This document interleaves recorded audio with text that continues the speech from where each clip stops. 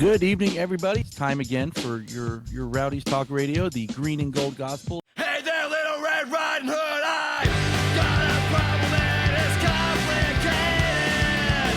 Going through changes and I just can't ignore the signs.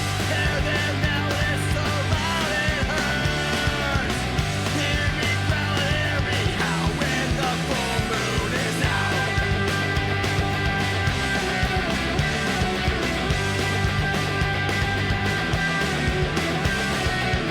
Hear me growl, you see me run, you see me jump. Try to fight, but I emerge with the prize in hand. You better watch out, it's gonna take more than what you got. All eyes are on me and the silence is deafening. You're so helpless against this full moon. Don't ever say I didn't warn you, because I came to play, came to play, I came to play, came to play, I came to play, came to play, I came to play. Wow!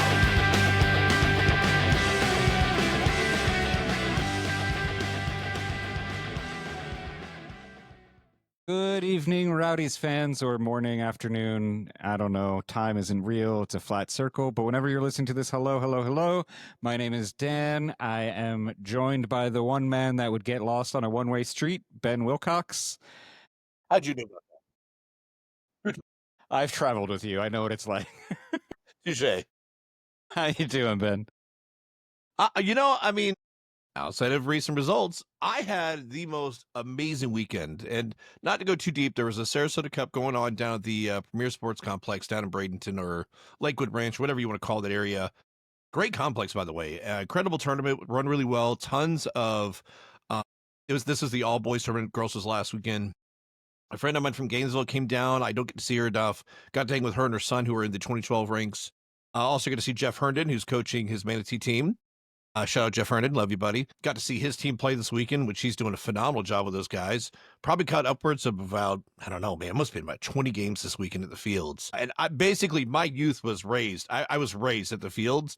I had the most fun I have had in forever. And both their teams went to the finals. Unfortunately, both lost in the finals. But what an amazing experience, though. Just so much fun to see, just kind of the ups and downs and woes and all the excitement these kids have. I remember it fondly, and it's nice to see how big the game has gotten. So it was a great weekend. I gave myself a wonderful forehead tan because I wore a backwards trucker cap and obviously did not get out of the sun. So that's great. No, I'm not showing you on air, but let's just say it was a great weekend. I had a good time. Got to spend time with great people. Yeah, man, good stuff, man. How the hell are you? Good. I did my usual volunteering on Sunday, and I had a meeting, and the Liverpool match was on my phone the whole time, and everybody was like, "Why are you here?" And I was like, "I don't know why I'm here. I should have been home." But then I came home and just popped the bottle of champagne that's been sitting there waiting for Liverpool to secure the trophy. But it was a chill weekend, and I think we had some birthday shenanigans for friends, and it was good. And then like Gotham won, my NWSL team up here, where I'm a season ticket member. They won pretty handedly. Love that. At least so 2 out of 3 ain't bad for my soccer clubs this weekend. So I guess we should jump into this, but it's just first what seems to be a theme of this year's podcast, just sending love and condolences to friends and loved ones of Lizzie Burda. She was one of the, she is the OG. She is the OG. She was there for the original team all through here. And when I first started coming to matches, she was there, always happy at the tailgate, and then had a little tambourine and was just so welcoming. And you could just sit at the tailgate and get there like hours before and just listen to her stories of like meeting the old guard and all that. And she was always just such a welcoming presence. The Rowdies family has lost another great one, so just want to send love out for that. Like, we love you there. I feel like this list is getting longer each episode. C'est la vie, unfortunately, like you said. So hearts. Hopefully, maybe we can turn this into an Angels in the outfield situation and start winning some games. Yeah, I wasn't as close with Lizzie as a lot of I know the fans are, but man, she was always just such a pleasant person to see. She was always wonderful on the sidelines.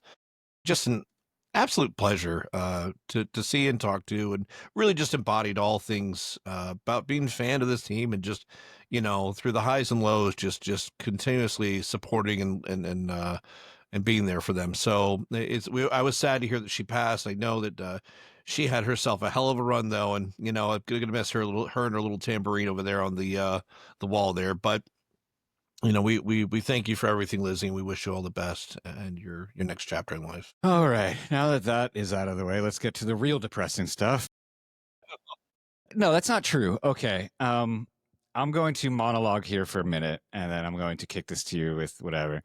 But I know the feelings and emotions and the frustration are running high amongst the mob, the casuals, the fan base as a whole. Our listener questions this week reflected the comments. I pulled a U and waded into the comment section after the match. And it's understandable, right? The results have not been there. We've only beaten Miami once. We beat FC Naples. It feels like nothing is going right this season. We fired Robbie Nielsen. Things just don't feel great right now to be as a Rowdies fan. And I understand. And I am with you 100%. Well, not 100%. I would say about 75%. I would say that like in the last 2 weeks under Steve Coleman, there has been progress. I know the biggest knock right now is we've only beat a League One team barely in penalties. They beat Charleston in the Jägermeister Cup this week. FC Naples did. They are sitting first or they're sitting second in the standings for the Jägermeister Cup. They're top of their league. The gap between League One and USL Championship isn't as big as people think. Great. The performance between Loudoun, FC Naples, Louisville, and then Miami this week was light years ahead for the first half. Let's clarify that for the first half. That first half was great football from the Rowdies. It's everything we've wanted to see. But obviously the result against Miami, and Miami's not that bad. They've won 2 or 3 games on the bounce too. Like they are finding their stride. So like I think a lot of people are thinking Miami from last year that won like 1 game all season. They've already beaten that. But I'm not saying we should, like, I know Mitch posted a video and he's right. It is Al Lang. We should not be losing at Al Lang. We should hold ourselves to that standard, but there needs to, like we've had this conversation the last couple of weeks of culture versus expectations, and you need to have these fights. And that fight was there for 45 minutes. Mike, I think my question now for you is, what do you think went wrong between first and second half here? Like it was a tale of two halves. Cammy McPherson is not the linchpin of this club. He got hurt, separator, dislocated shoulder. It looked like I don't know. I didn't talk.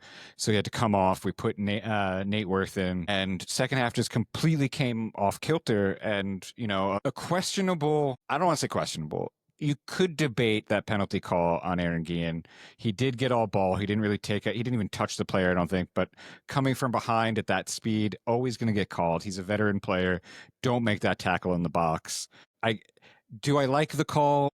Oh, probably. If it was the other way around, I'd be like, yeah, you probably should call that. It's an annoying call, but probably the right call. Yes, there was a missed call on Leo for a penalty in the second half. Pro referees be better than the word. But how does a team fall apart after halftime like that? Yeah, it's I don't know that there's any one thing. And I mean, Cammy had himself a great first half. I thought he was fantastic. So I'm also not going to put this on Nate Worth coming in and saying that things completely changed. I think we were still driving, we were still pushing the envelope, we were still very aggressive on defense, which I liked. I really liked the fact that we press all over the field and it creates opportunities for us. And it was all creating opportunities up until that penalty. And something that happens with teams that are in a fragile state is when you get punched in the mouth 2 times real fast, 3 minutes, and you let in 2 goals, there is this momentum shift. There's this mental break that happens. And the teams that are strong and that are established and they're feeling good and they've got a history of pushing to the end, like I feel like a good team knows how to push through that, and this team still doesn't have that mentality. And it was clear after that second goal off of another tough decision, but as you said before, you got to be better than the worst referee. We know that, right? Like Forrest is a veteran, Aaron's a veteran. These guys are veterans. They know. Also, keeper, I don't know how you let that one in your post like that. Again, when you get punched in the face 2 times, 3 minutes, all your wind is gone. And every bit of momentum in that game went straight to Miami. And as you alluded to, this isn't Miami of last year or many years prior. This is a pretty talented team with a damn good goalie who's going to give you a chance if you give him a chance. And they showed that you got to play the full 90, which is something that we have not done realistically since before last year. And it's tough again when your team's mentality is not built up, when your strength is not built up. I don't know what the word is I'm looking for. I'm sure you'll have the word. But when you don't quite have that yet, it's you get down fast. I mean, we didn't have an answer. And the team fell apart. And look, I was saying like what Manu's going to get 2 goals. Like I came in super confident this game. I was talking a lot of crap. I was like, we're going to show up in this game. Well, the first half we did, but man, it's like that goal happened, and like you could just feel that the mental fortitude this team is supposed to have wasn't there. We looked paper thin, and we got exposed, man. We got exposed. I mean, look, good for Manu for getting a goal, but let's be honest, not a good game. I mean, great, you got a great goal. I'm all for you, and I'm glad you got that, and you need that. His PK, beautiful. I mean, you don't hit a PK better than that. It was just in behind the post on the PK. Like that was beautiful, but there was nothing else in that game, and he wasn't alone. I don't understand how. I wish I could be in that locker room and hear what these guys are saying to one another, because unfortunately I wasn't there. Like I said, I was gone all weekend. So I would have loved to hear what was being said on the field. What's the coach saying from the sideline? Like it just, I don't know how you right that ship in that game, because we went from, we are setting the tone, we are setting the pace, to basically just taking all the blows the rest of the game. And it almost felt inevitable. That result felt like it was coming no matter what. If it wasn't regulation, it was coming. I don't know, man. I don't have a lot of answers for this one. I'm so mad because we fell apart, and we didn't have an answer. So my thinking a bit, I think, because you can't blame one person. It can't be Cammy McPherson, or it can't be, Arteaga having a bad game. This is a team to collapse from a 3-0 lead to losing, in penalties in a half. Like that is a team effort. To build on your thing about the mentality, I think that is a huge thing. I think you get a 50-50 penalty call against you for probably the 4th time in 6 games. Like we've had some weird, I know Stephen Cundiff likes to yell at me that it's, those were good calls. Aaron knows better, blah, blah, blah, blah, blah. They're 50-50 penalty calls. Like, and he didn't touch him. Yeah. Let's be honest. He didn't touch him. Right. This one, there's the one where he put a hand on his back. Like, there's been we've had a lot of bad calls against us early. And you couple that with losing your coach, all of the crap from last year for these guys, and mentality, like you get another call and it's a penalty, whatever. You can excuse one. You're like, whatever, that's the USL. And then 4 minutes later, there's another 50-50 call that leads to a goal. You're going to be like, okay, everything that can go wrong is going wrong, and it's going to continue to go wrong. And, for a baseball analogy, like you start gripping the bat a little harder, you're swinging at pitches out of the zone, and your performance tanks because you're just trying to too hard. You get frustrated with the guy next to you or behind you, so you're trying to do too much, and then they have to make up for it. And then it's just not conducive to winning right now. No, but good teams don't do that, right? Correct. I mean, that's the difference, right? Like, I mean, teams that are strong mentally don't let those things happen to them. Correct. I agree. The other factor is we're in an undiscussed injury crisis. Van Kaziel's playing right back, which is not his position. Sure, he's serviceable enough, but you can tell that at times he is not a right back. It's not his instinct, and that causes some issues for the back line. And I'm sure Castellanos, Lasso, and Guillen know in their head that they're going to have to pick up for that. And so they're gripping a little tighter. Like our midfield is light. We have Arteaga and Woobens up top. And then we have, Mustali, who I'm not trying to call out a child. I know he's like 18-year-old, but he came in that second half for Woobens, and we lost a striker. Like he's inexperienced. That's what this is. It's not that I'm not trying to knock him. I think that leads into the discussion here is like, there are tons of weaknesses and holes in this team right now, and you can paper them for 45 minutes, it seems, but not the full 90. When you have to start making changes and tactics and situational changes, where would you like to see us, your top, like, I know there's midfield striker, but like the top 3 positions, and you can specify left back, right back, center back, midfield, like holding mid. Where would you like to see us invest them, like, bring somebody or 2 or 3 players in? Like, what is your area? Not from another team. We'll answer that Silva question later. Just in general, what areas of the pitch would you like us to reinforce now? I mean, first and foremost, it's got to be the striker position. It just has to be. We are creating opportunities. We are making lanes for ourselves. I mean, I think we've seen, I think you'd have to agree, in the last 3-4 games, we are seeing offensively, we are creating chances, but that final third, there's just nothing there. And that, be that if you want another point man up top, or if you want to throw on another speedy guy up top with Lubens, which I'm not against. I want to see number 1 striker, because somebody has to be pushing the both of these guys, no matter what. Because yes, we're getting production out of Lubens. I expect more. Thiago's not been good enough. Last year, that man had 18 goals. He was pushing for golden boot. Now, I know the kid from Charleston obviously ran off with it. He was at like 30 goals. That was insane. Kanik or whatever his name was. But I mean, this is a guy. Arteaga had 18 goals last year. Like, I mean, I listened to the dang interview with Yakin if you didn't already. I mean, he talks about it too. It's like, I don't know if you need to bench him. I mean, you saw, Neil do it with Cal. I don't think he needs to bench him, but what he definitely doesn't need is, a kid trying to push him. He needs a veteran, somebody who is going to push him. That's not a knock on Mustali. I like the kid. I think I've seen some nice things out of him. I like that he's getting minutes, but it feels like these are forced minutes and not necessary minutes. I want to see meaningful minutes from a veteran. He doesn't have to be the best striker in the world. He doesn't have to be setting the league on fire for the last 5 years. I just want to see somebody who's pushing that pushing their back line and forcing Arteaga and Lubens to earn that spot. Because as it stands right now, I don't know that there's any challenge for either one of them. And will it make it better? I don't know. But that's like the number 1 I feel like we need. Secondly, we need a right back. And this, like you said, not a knock on Vicky's. I think he's done the best he can do with what he's got in his situation. I know that having Pascas be more of, or not Pascas, Nyagaberry be more of a winger type of a right mid that leaves him more on an island in the back, which is not, I think, his strength. I think he's done well with it, but it's not his strength. And that's, again, not a knock on Vicky. I think he's done very serviceable job with what he has and who he's working with. That was not the setup that we had planned, even when we re-signed him. Okay, I don't think anybody thought that. But right back has got to be the next spot, and then in the middle, I mean, I actually thought Cammy that first, was it 42 before he got injured or whatever it was.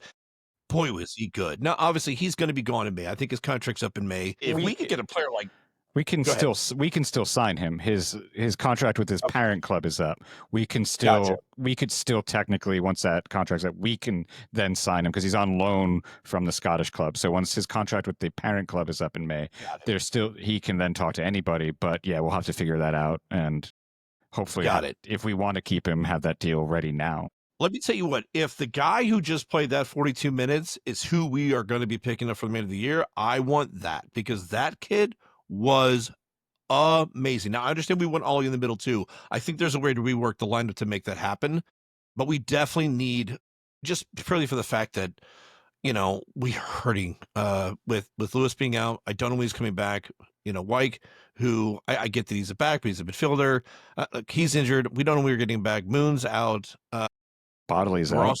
Bodley, it's like we need another. I'd like to see another attacking midfielder personally, or maybe another left wing. That might be the better choice. So those would be my 3. I do think that was a very long way of going about it. No, you're good. I think Joey Skinner's probably injured because he wasn't even on the bench for this game. So I don't know what happened there. Either a late scratch, something came up, or he got hurt in warm-ups or something, or in training, and because Hilton was on the bench, and they even made the comment on the broadcast that he was likely not going to play. So if we're just throwing guys in slings and casts onto the bench to fill spots, we need to do something. That's that's a 3-alarm fire injury wise. We're not quite to a 5-alarm, but we're getting there. This We're squad, pretty close. Yeah. like I would say, like looking at the roster before the season started, it was one of our lighter years, and we're plugging it away with academy contracts. And I'm all for playing the kids in the Jaeger Cup, in the early Open Cup round, not in the USL Championship. Like depending, like Tate Johnson could hold his own. Obviously, he had Messi in his back pocket in Vancouver. Like that's our boys all grown up. But it's one of those things that like I want to see something. We need to see movement. And I think this might be an unpopular opinion, hot take button, but I think Steve Coleman has earned at least one or two players. Yes. Please give that man some help. Because I don't know, like am a little confused at the shift to a back four. We don't have the personnel for it. I don't know if that's what what his main strategy is, and now he's trying. But I would like, if we're going to bring this about the manager, and I'm going to for a little bit, I would like to see flexibility there. Like I understand you might prefer to play with a back four, but you don't have the personnel to play with a back four. Keep the back three. Maybe, put Bodley when he's healthy there, or Van Kaziel, and be like, hey, I'm going to put you on the right side, play more of a right back, but you can be a midfielder. You know what I mean? Like tuck him inside of Nyanga Berry on that side and just be like, cover this defensively. You can do that. Like there's ways to fit, since you don't have Lewis Hilton to slot back and you don't have a Jordan Doherty slot back. Like I understand, but I know he's a young manager, but he has experience. And I think the one thing that, even like Neil Collins was wedded to ideas, but not as rigidly as we saw like a Stu Campbell or Thomas Rongen or Ricky Hill. Or Neil could switch up strategy and tactics and formations as needed. And I think if you can't get the personnel that you need, we need to have tactical switches. And I don't know if going to the back four is the answer. Just clog the midfield, because we're also getting overrun. Cammy's great going forward. Bassett's great going forward. We don't really have a 6 like in front of that defense.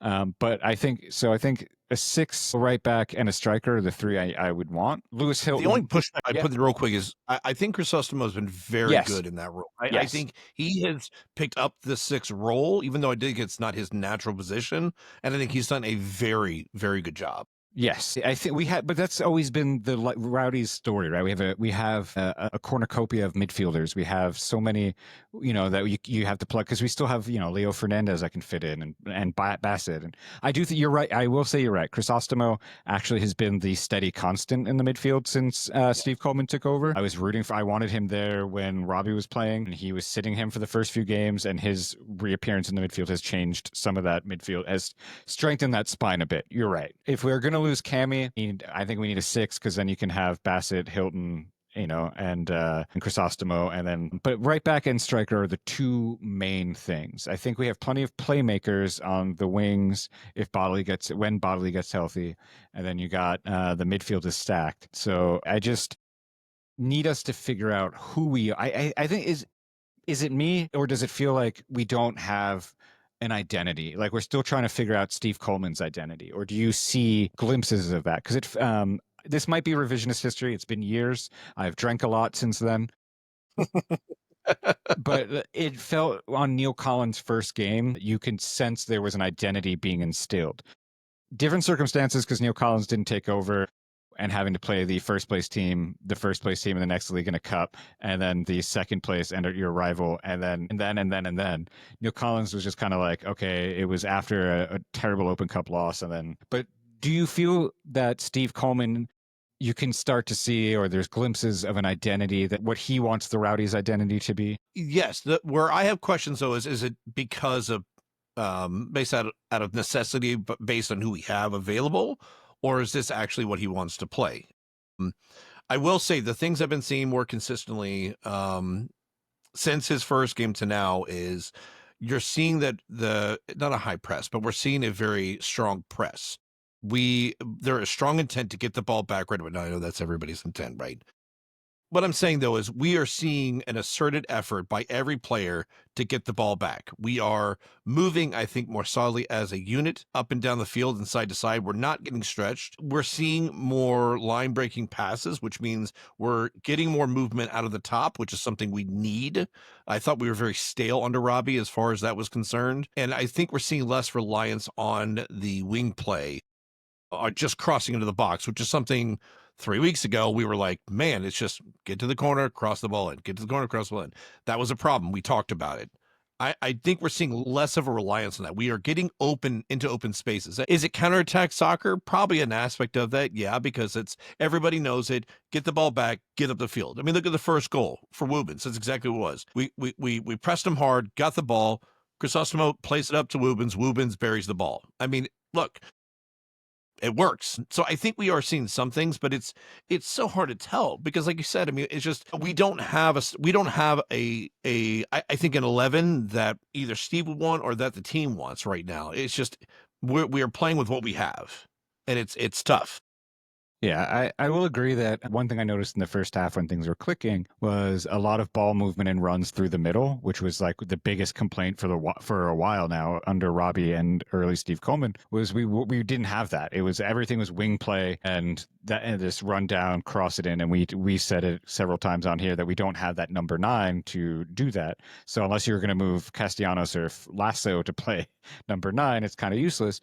But that changed. I mean, or if Cammy delivers, on that point, Cammy delivering a dime to the forehead of Castellanos for goal number 2, that was one of the most beautiful things I've ever seen. And but that's not going to happen every cross into the box. To be honest, the corner kick that led up to that was absolute shit by Cammy. It really was. So it was 50-50, but it's giving yourself chances, right? It's like creating those chances, putting the ball and giving yourself an opportunity. Yeah, and we definitely saw a lot of that. Everything is still so hard to evaluate right now, and I'm not trying. I don't misconstrue this as that we're homers and we're trying to make excuses for the front office or the club. I just am hopelessly optimistic that this, I just also think that Steve Coleman and any coach deserves a chance more than the opportunity that Steve Coleman has gotten in this grinder of a stretch of matches. I do think that the man seems to have a vision. Or even if he doesn't have a vision, he's doing well of getting this team back on the same page and trying to rebuild morale, try to rebuild an identity, and something that will just win games. That's it. Sam Allardyce's thing, just win games, grind out results. That's what we need right now. And hopefully, the athletic training team can get our guys healthy again and we can figure this out because there is a lot of talent still here. It's doing a disservice to say this team is bad. They're playing badly. But Forrest Lasso, legend. If there was a USL Hall of Fame, Forrest Lasso is a first ballot Hall of Famer, multiple-time Defender of the Year, just absolute legend. I would throw Aaron Guillen in there as well. He's just been lock solid. The Guillen Island thing for the last few years. Yeah, Lewis Hilton is probably the Iron Man of this league. Just Leo Fernandez. Blake Bodley's making a name for himself. Crisostomo is making a name for himself. Ali Bassett is still young and is tearing it up right now. Sutton Younger Barry's getting, is great on the right. We have talent here. And, Nick Moon is a talent. And he's just, that man has been snake bitten by injuries more than anybody I've ever seen. It's rough out there, man. I think cut these guys some slack, but also, yeah, don't let go. I shouldn't say, watch the way, I think it's the phrasing, right? We're playing badly. We're not a bad team. We're not meeting our standards, so something has to change. We've already changed the head coach, so what else can we do? And I think maybe to bring us full circle, like Brian Clough when he was with Derby County and Nottingham Forest, when things started going south, he would just buy a couple players and change up the locker room and, create that competition. Maybe that's what we need to do. I don't know. I don't know our budget. I don't know. Let me fire up Football Manager and find some guys for you. I'll send the front office a list tomorrow or something. But I also remember players are human. I think that's my thing. They're human. So we don't need to be telling, I don't know. That's just my thing. We can talk about this in a way that's constructive because everything does suck as a fan, but it's It's a sport. It's their livelihood. I don't know where I'm going with this. Just do better. Just everybody do better. Fans, players, front office, everybody just do Yeah. better. Yeah, because Lord knows that comment section ain't it. And you know, look, I'm looking at you. You know who you are. I know, and you know, because I'm looking at you right now, because I know you watch this. I know you watch this, buddy. Like, It's- holy crap. Like, look, to your point, and to kind of bring it all together, look, we've talked about this in the past. Last week, we really stressed on it again. Like, look, we have a standard of excellence that we expect here. You said again with Mitch, this is our home. We have a standard of excellence. We expect it here. Fans, we don't have an answer. We don't have an in with the team. We don't know what's going on inside the field. All we know is that what we've expected, we're not getting. And we, fans want, they want the spike on the head, the head on the spike. They want it. They want somebody's name, whether it be the guy calling the shots behind the scenes, pulling in the players, putting ice on the ankle. Like they just want somebody because they want somebody to blame. I get it. When everything's not going right, everybody wants the one quick, easy fix. And the thing about team sports is it ain't one thing. It's not. And to the guy saying, whoever it was, whoever's bringing in the players, that's the problem. Were you saying the same thing under Neil Collins? Because guess what? It's the same guy. So I would just say, look, I understand why you feel how you feel. I feel frustrated too, okay? But you're going to tell me those 11 guys, 18 guys on that team, those coaches, you're going to tell me they care less? This is their life, man. This is their legacy. Those guys want to win. Those guys don't want to play bad. They don't want to get beat. Certainly don't want to get beat at home. Nobody does. Like, I understand. I get it. Okay. Look, it hasn't gone right. It's been bad. And unfortunately, it's been bad for a while. Okay. I know I want to go off the rails and scream at this person or that person. I get it. I'm human. Okay. But that's why Dan and I talk about some of the finer details, some of the things about what these guys are going through, the things that we're seeing, the positives. I know that's annoying to hear about. I mean, it's like a teenager talking to a kid. It's like, I get it. Okay. I get it. You hear about every fifth word, but that's what we have to do right now. We have to be open-minded and realistic about where we are at. We're not good, period. We're not good. This is a bad team, okay? It's a bad team with really talented players, and we don't have a simple answer or a simple solution. So what we need to do is look at where we're building, look at things we're doing right, assess where we're going wrong, and let's make changes. Is this team making changes? Yeah. But are they severely limited by injuries? Also, yeah. I mean, the three main guys who've been injured are all arguably starters on this team any other day. More than half of this team that we have signed could be starters for any other number of teams in this league. I mean, if you listen to the interview with Yakin, one of the things he said is like these game-changing players, there's not a bunch of them out there. You're not just going to magically find the one and it's going to. When we signed Robbie, we thought this guy was going to be the next Neil. Well, maybe not next Neil, but we thought he was going to be the next thing that was going to really help this team. It didn't work. Players get signed all the time to contracts. They just don't work. And I don't think it's just that these things didn't work. We had a number of things that just didn't go right. And now here we are in a situation where I think depth is a little light. I don't understand what the injury bug is going on. It is what it is. It's a crappy, I almost said the other word. I've said it several times. I'm trying to be good. It's frustrating to go through as a fan and as somebody who loves this team. I mean, I know, man. It's just I would rather focus on the things that are going right and the things that we're doing to move ourselves in the right. Thank you, because I'm flustered. That are sending us in the right direction. Because otherwise, what am I going to do? Sit here and be angry all the time? Like what? Okay, so I'm going to sit here on this mic every single week and say, "Oh, we suck. No, We that's didn't play good. Soccer bad. We don't do soccer. We use soccer no good." Like, who wants to listen to that? Who wants to talk about that? The whole point of this show is, we care about this team. We care about these players. We care about the organization. So we want what's best. We want to see the good because that's part of loving the team. You got to love them when they're bad. You can't just love them when they're good. Anyone can love them when they're good. Okay. But that's not life. That's not sports. That's not part of being part of a team. Damn, how many thin years did you have being a fan of teams? I mean, I am a New York Islanders fan. I have 40 years of sadness. But that's exactly my point, guys. We're sad right now. There's teams that would kill to be in the situation we're in. I mean, I'm not saying that we shouldn't be frustrated or that we shouldn't hold that standard. We've said that. You should. I think it's important. We should hold that standard.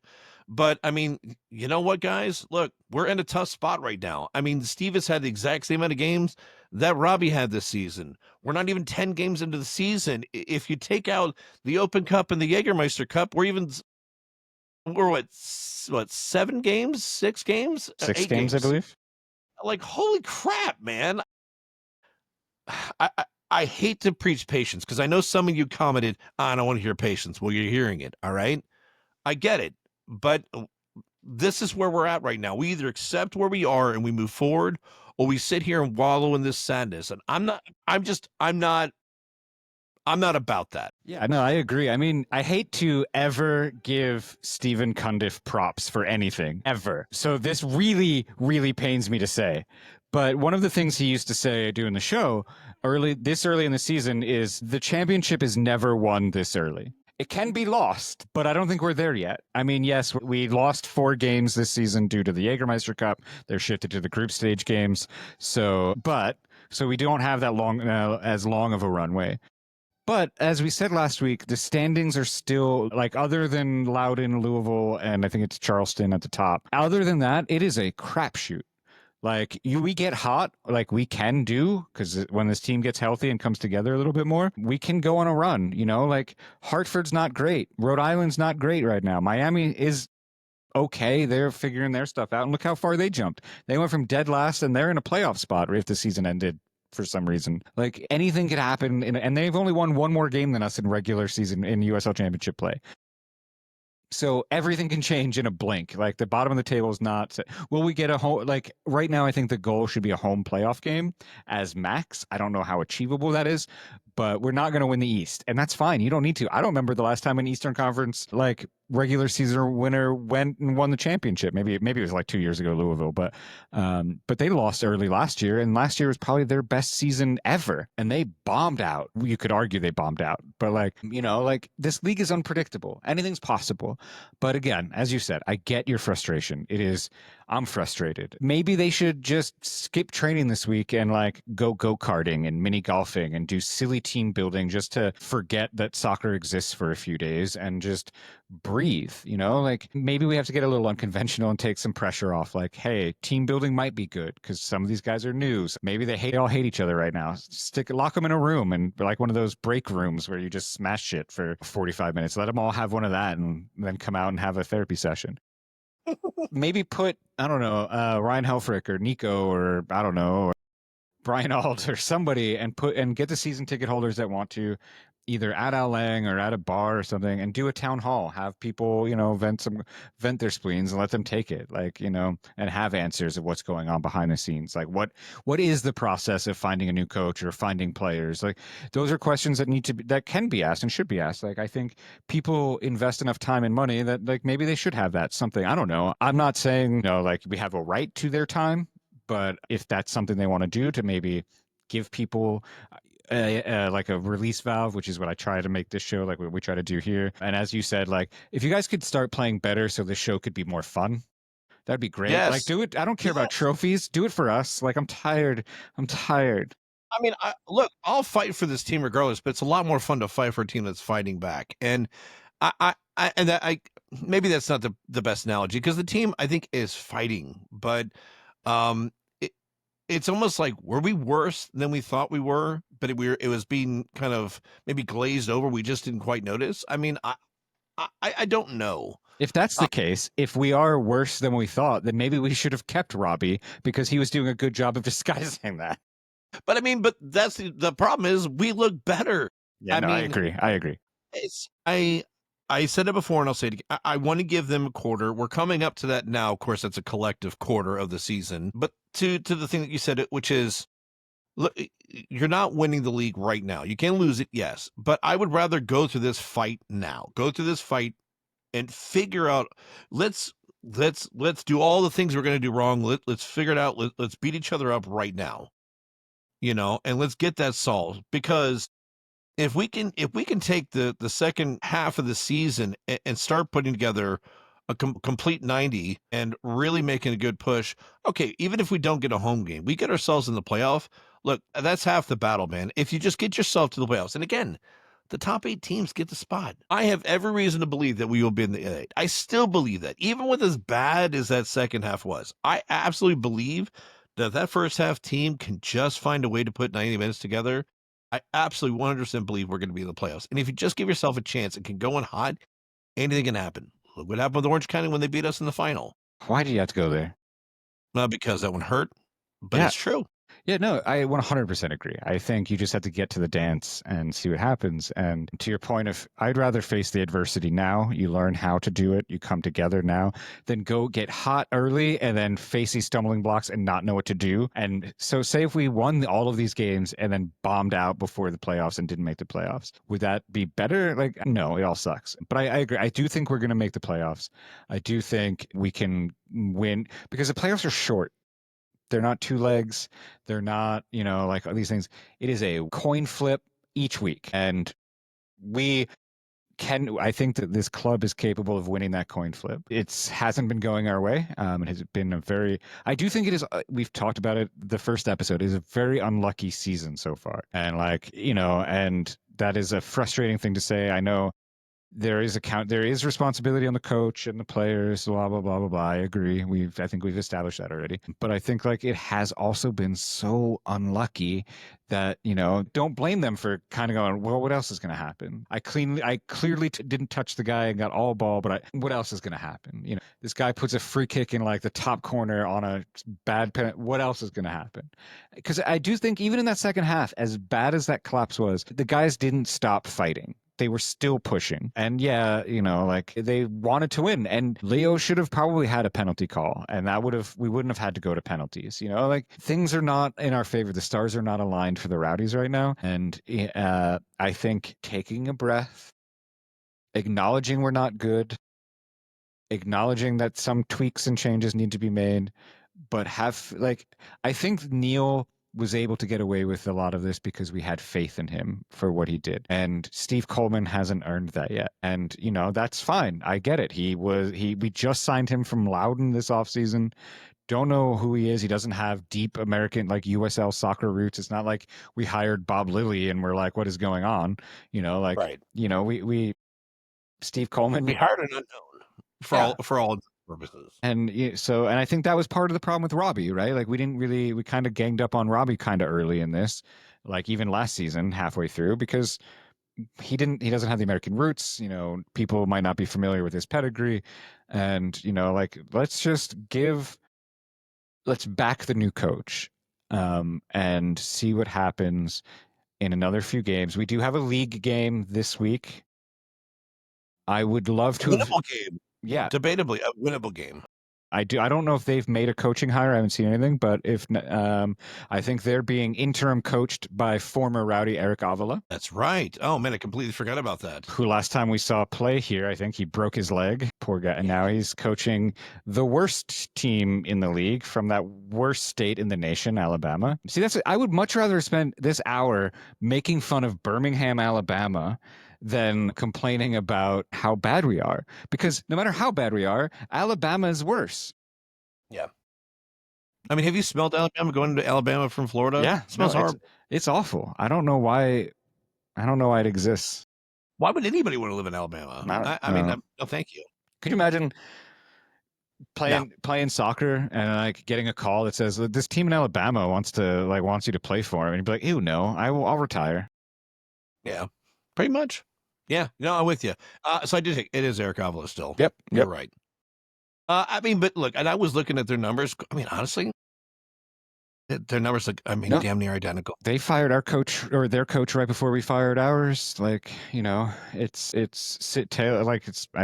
two sides of the same coin here. It'll be a coin toss. I think if the fans continue to back this club, which they should, we're called supporters. We support when we win, when we lose, through the good times, through the bad, I think that's a song. But if not, here's another song from Premier League champions Liverpool. You could, You Never Walk Alone. And that should, side note, this just popped into my head. They sing You'll Never Walk Alone at the beginning of the match, and then 90 or whatever, 89, whatever, going into 90. Matt Cox, our esteemed departed co-host here, Always wanted to end Rowdies matches, not with the Rowdies song, but with a song from The Head and the Heart, Rivers and Roads. He wanted the fans to sing Rivers and Roads, and I never quite got why, but it is a good song, and it's got a good, like, because I know Minnesota, the Loons up there in MLS, they sing Wonderwall after a win. Like, there's cool things, and but Matt always wanted, that was a thing he wanted Rivers and Roads by The Head and the Heart to be sung. Anyway, that just popped in my head. But anyway, You'll Never Walk Alone. We should, that is a good supporter anthem, because we should be supporting this club no matter what. At the end of the storm, there's a golden sky, like blah, blah, blah, blah, blah. And I think that's what we need. Like, this team has seen dark days.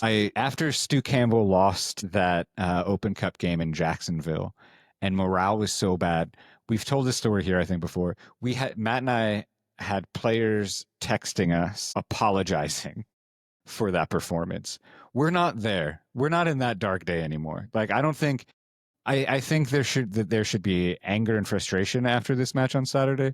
No apologies needed. They did play a pretty good 60 minutes total. But even that, like, I don't even say 60. I think they played like a good 80 minutes and then like 10 minutes of like slip ups spread out that just cost us dearly. And, that's the nature of the beast. And I do think if you're wanting silver linings, there are plenty in that performance on Saturday, and you'd be lying to yourself and everybody if you said that was an absolute crap performance and everybody needs to go, because that first half, I promise you guys were probably talking crap to somebody. I'd say Miami fans, but they don't exist, so you're probably saying it to other people on Twitter or in the Discord or something.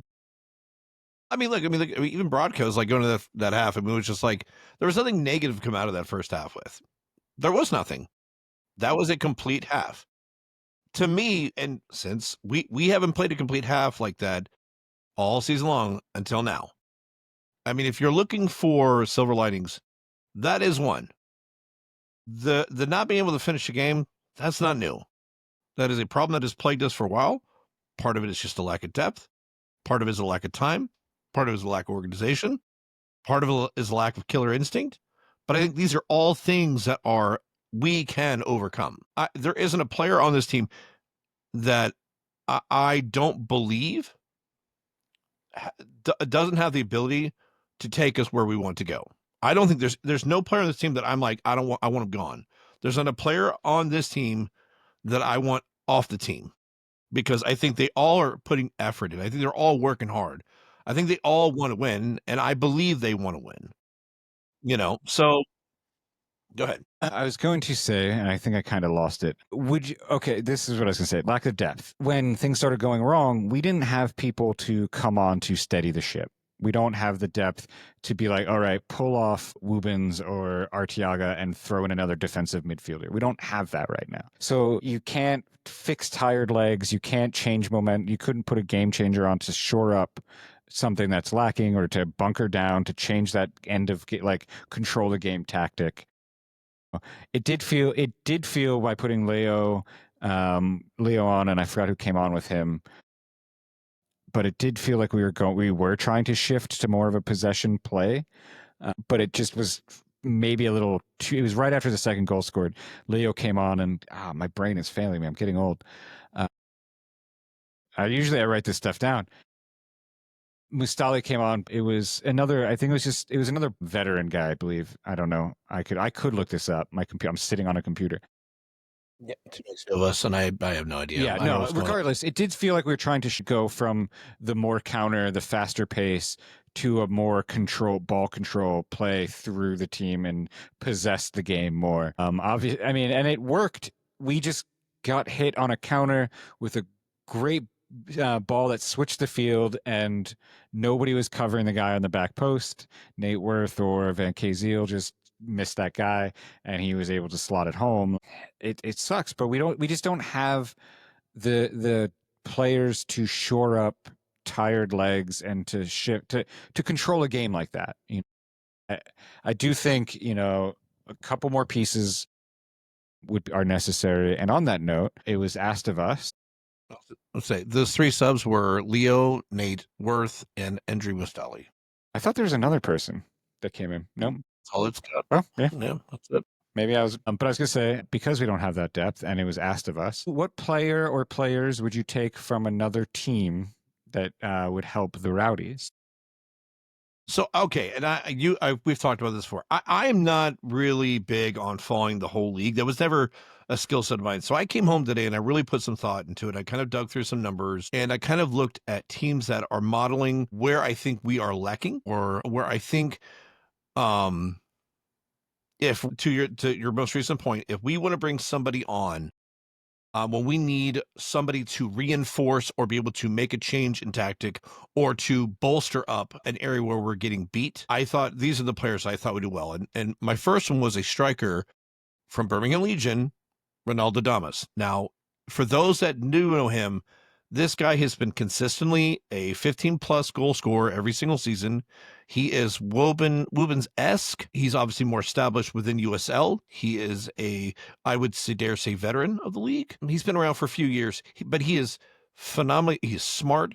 He makes great diagonal runs. He is great at creating space, and he is deadly in front of net. And I thought that would be number one, because I talked about earlier, somebody who's going to push Wubens and Arteaga. You can pull either one of those guys off, and he can fit in and be a problem for any defense on any team in this league. Do you want to pull one of yours, or do you want me to say my other one? Both of mine are from Charleston, which I know you hate. I hate Charleston. They're not a real team. I hate them and everything they say. There's probably better players out west, but I don't believe the Western Conference is real. Jackson Conway, he used to play with Atlanta United too, is the striker I would pull from Charleston. I think he's solid talent, makes the runs, has good finishing, solid through and through, knows the league, has played a bit.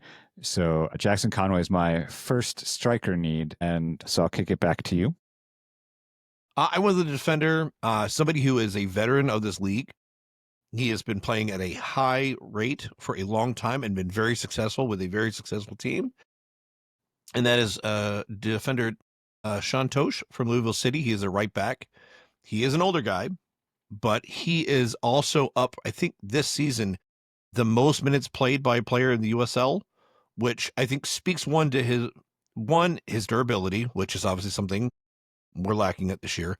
Two, he has consistently been the starter for them on a team that is consistently pushing for championships, and I think this says a lot to his ability and high pressure games.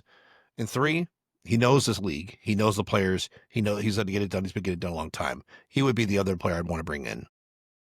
Interesting. I just can't think of a right back that I want. So I am defaulting from a right back and going to go with Aaron Malloy from Charleston as a midfielder, because he is so good and so deadly on set pieces. He's just, and what's even better about him? We'd have two very little angry fireball gingers running around the midfield. And I think we should try to find a whole all ginger midfield. I think that should be, if we're going to just meme the season, just make it an all ginger midfield. But no, really, Aaron Malloy is a top talent in this league, and I would love to have him in our midfield because he can score. He can, he creates. Putting him, Leo, and Bassett, and just letting them dance in the midfield would be, that would be magic. And then just you could have Arteaga alone up top, or Wubens alone up top, or any striker, and let them all just work magic, and it would be fun to watch. Score from midfield or up top, it wouldn't matter. Yep. Great choices. I mean, as much as I cannot stand everything Charleston, I hate them. They built a solid team, like them or not. Yeah, they have very solid players despite their name on their chest. Yeah, and so to talk about Charleston a little bit more, the Jägermeister group standings after that first round, South Georgia Tormenta FC is top of the group, which is wild. Followed by FC Naples at the top of the group. And then Miami and the Rowdies at 3 and 4, Greenville Triumph at 5, and Charleston Battery at 6. So again, to go back to the earlier point about we barely beat a League One team, South Georgia Tormenta and FC Naples are League One teams, and they're leading our Jägermeister group. And again, FC Naples beat Charleston Battery. So I think that's next match. Like we said, league match, Birmingham, coached by Eric Avila as an interim manager. We hate Birmingham. It's going to be probably, this could either be a score fest. It could be, I mean, I shouldn't say that.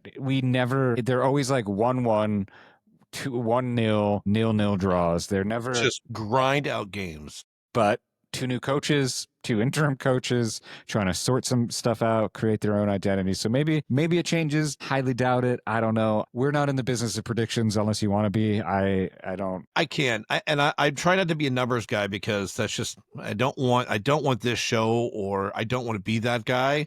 But dude, you look at these two teams under interim coaches. I mean, you can't get any more identical as far as stats. Like, there's nothing that stands out here between these two teams, and that's not good or bad. It just means this could be an explosion of a lot of goals by both teams, or it is going to be 0-0, the most awful, boring, long 90 minutes of our lives. There's going to be nothing to cheer for. There's going to be multiple turnovers.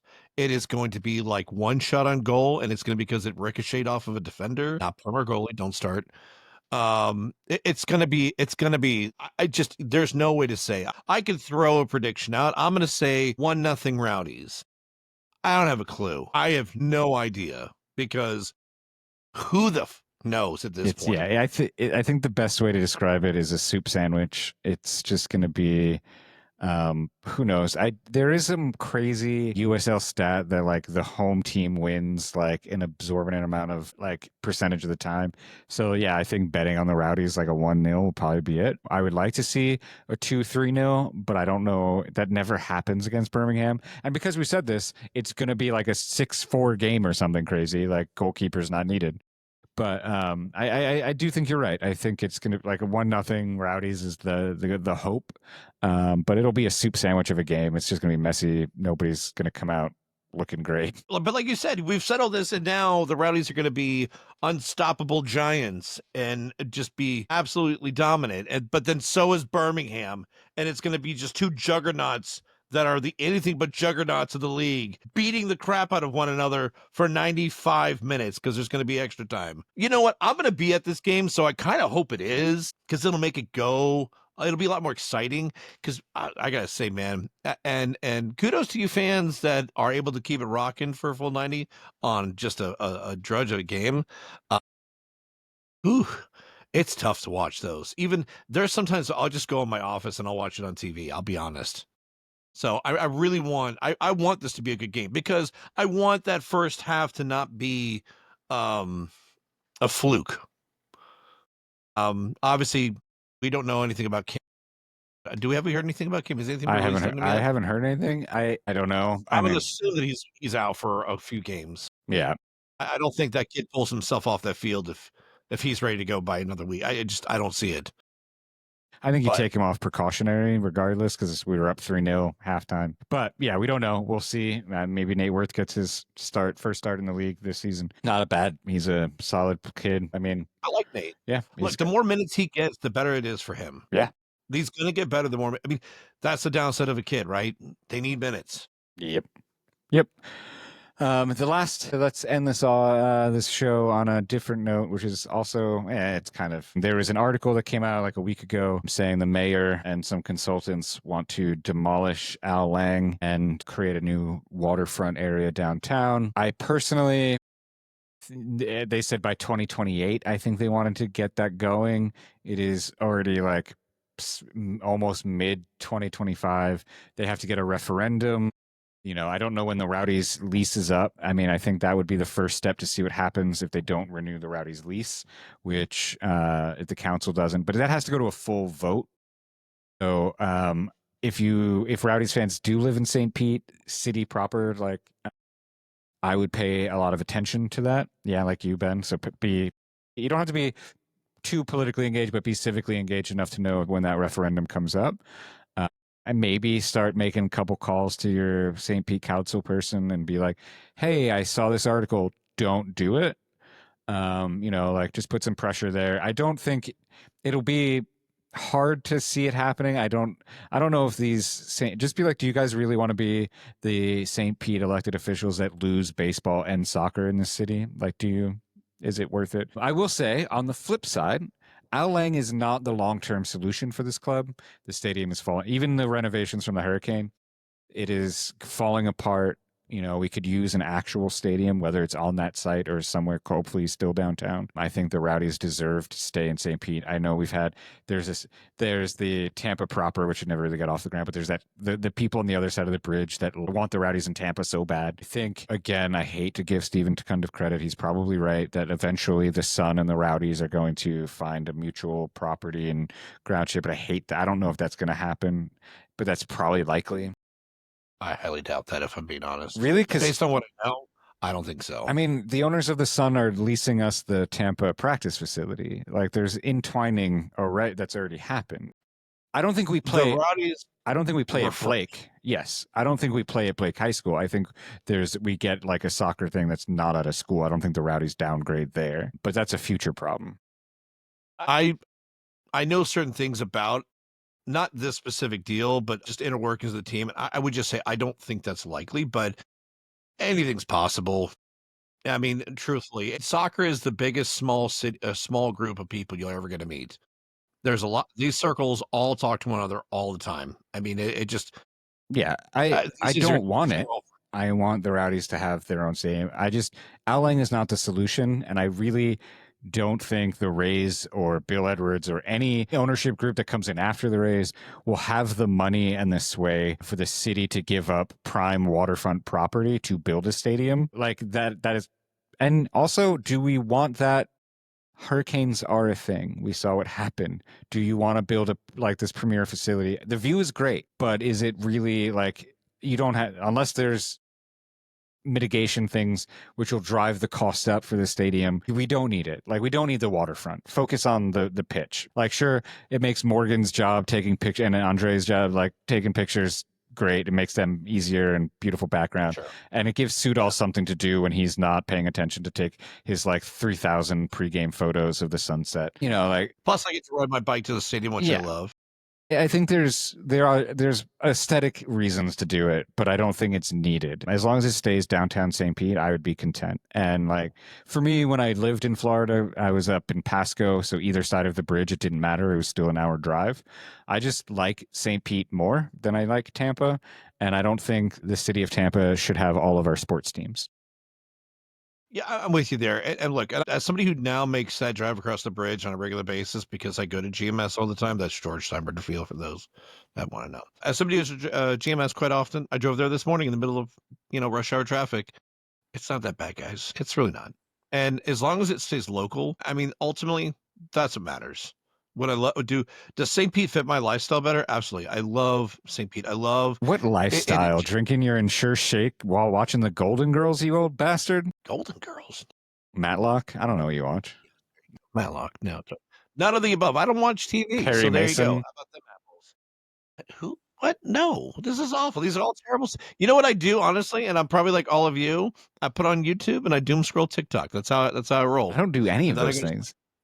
That's because you're weird and you are old. You're actually the old man. I look old. You are the old man. I know. I went to the library today. Don't you have a military novel or some presidential novel you have to read? What's your new book? I took three about out. The inner workings of the different types of writing on the Constitution. So I took 3 books from the library. One is about the abolitionist Charles Sumner during the Civil War. One is about the Supreme Court, and the other is about being poor in America. So yeah.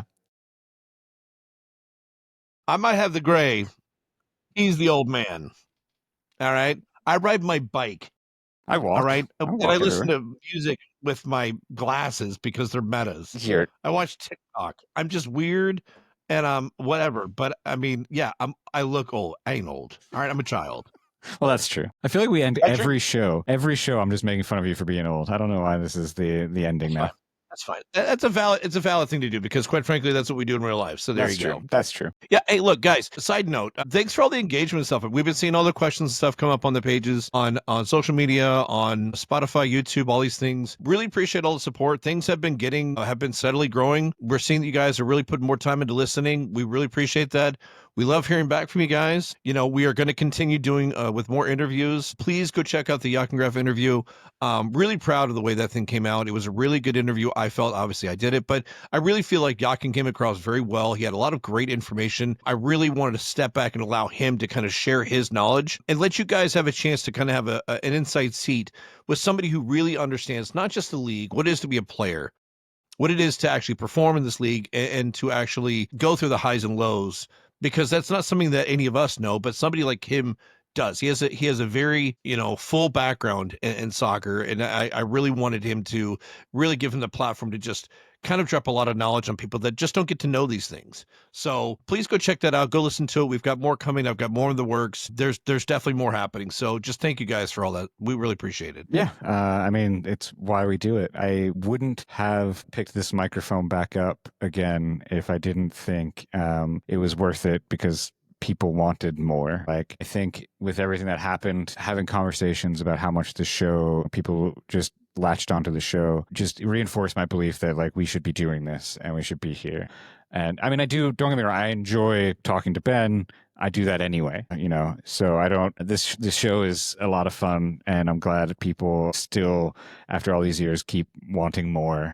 It's a lot less structured, but that's because, but I think it's good. I think, like, the way we take everybody's engagement, their questions, because a lot of people seem to have a lot of the same questions, and it just forms a conversation for us to have. And I enjoy that. I enjoy answering questions, engaging with everybody on socials. So yeah, thank you guys for making this worth it. And because otherwise I wouldn't have to see Ben's face every week. And I guess that's my punishment. You're welcome. Like, you get that gorgeous wife of yours, all week long. You can take my face for an hour and 10 minutes. Yeah, all right? That's true. She's reading on the couch. Well, But I think that's it. I think that is another great show. Hopefully you guys think so, and hopefully the Rowdies can put another piece to the puzzle together this weekend, and maybe instead of 45 minutes, go 75 minutes. Yeah, hey, I'll take it. And just keep building. Just the one thing I ask is, you can be frustrated, you can be angry, you can be upset, but that doesn't mean you stop singing. That doesn't mean you stop going. If anything, this is when the team needs you the most. If you want to be a supporter, which to me means something different than being a fan, you have to support. This is when being a supporter matters the most. It's not anything else. So be there in full voice. I wish I could be there in full voice with you guys. I will be here screaming at my television. So let's just rock Al Lang again against that dumb team from that dumb state of Alabama. I love you, Kaylor Hodge. If you do listen to this for some ungodly reason, I do love you. You are an amazing engine at your hammering down pod at the USL show. Everything you do is fantastic. We love you. I just wish you didn't like Alabama so much. But yeah, so we love you now, Lizzie and Matt, and everybody, all of the Rowdies families we seem to have lost this year. Let's just, come on, you Rowdies. On your Rowdies. The Rowdies run here, the Rowdies run there, they kick the ball around. The Rowdies run here, the Rowdies run there, and then they fall on the ground. Oh, the Rowdies, the Rowdies, the Rowdies are a kick in the grass. When the Rowdies play soccer, it's a sight to behold. You'll swear there'll be devils with magical toes. You'll laugh, you'll cheer, you'll leap from your seat when they kick with their head instead of their feet. The Rowdies run here, the Rowdies run there, they kick the ball around. The Rowdies run here, the Rowdies run there, and then they fall on the ground. Oh, the Rowdies, the Rowdies, the Rowdies are a kick in the grass. When the Tampa Bay Rowdies take the field, there's a roar. The fans, loyal fannies, cheer the team they adore. There's music, there's laughter, pretty girls all